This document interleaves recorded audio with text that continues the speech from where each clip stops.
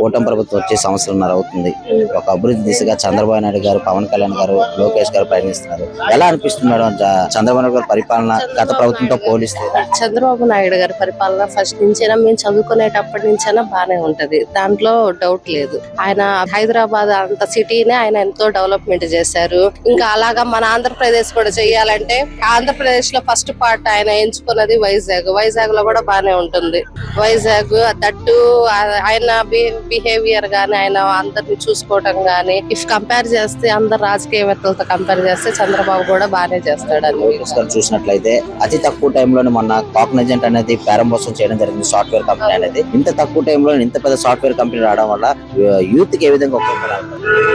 Software తరఫున youth కి ఏదన్నా కానీ మంచిగా అభివృద్ధి చెందితే అంతా బాగుంటది అనే ఉద్దేశంతో అతను కూడా వాళ్ళ తండ్రి పరిపాలనలోనే కంటిన్యూ చేస్తున్నాడు. ఇటు చూస్తే అమరావతి, విజయవాడ అన్ని ప్రాంతాలలో సాఫ్ట్వేర్ తీసుకురావాలని ఆయన కృషి చేస్తున్నాడు. ఆయన అభివృద్ధి అంతా బానే ఉంది.